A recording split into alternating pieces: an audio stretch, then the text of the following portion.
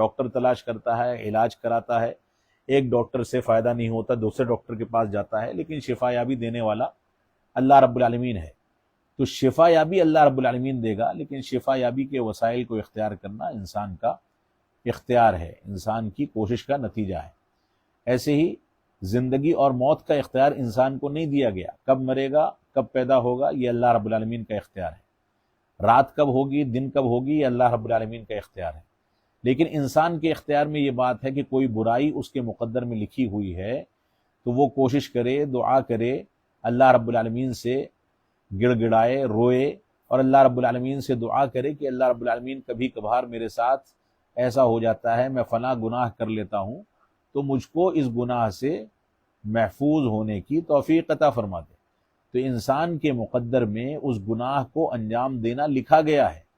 لیکن انسان کو اختیار دیا گیا کہ دعاؤں کے ذریعے، کوششوں کے ذریعے، نیک کاموں کے ذریعے اللہ سے توفیق طلب کر کے اس گناہ کو مقدر میں ہونے کے باوجود اپنے آپ سے دور کر دے اور گناہ کی جگہ پر نیکی اختیار کر لے۔ کسی انسان کے مقدر میں یہ لکھا ہے کہ وہ فلاں نماز چھوڑے گا، عشاء کی نماز یا فجر کی نماز باجماعت نہیں پڑھے گا، اب وہ مغرب کے بعد یا دن کے کسی حصے میں اللہ رب العالمین کے سامنے دعا کرتا ہے، روتا ہے کہ اے رب کائنات، میری نماز عشاء یا فجر کی کبھی کبھار چھوٹ جاتی ہے،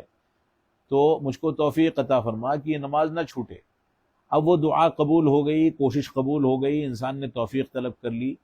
اسی روز اس کی عشاء کی نماز یا فجر کی نماز کا مقدر یہ لکھا گیا ہے کہ اس کی چھوٹے گی، لیکن دعا اور توفیق کے نتیجے میں وہ نماز پڑھے گا۔ تو یہ انسان کا اختیار ہے۔ تو اختیار اور عدم اختیار کے بارے میں اس مثال کو سامنے رکھیں گے تو اس مسئلے کو آرام کے ساتھ سمجھ سکتے ہیں۔ اگلا سوال ہے اللہ کی رحمت، ان کا کہہ رہے مولانا وحید الدین خان اور مولانا مودود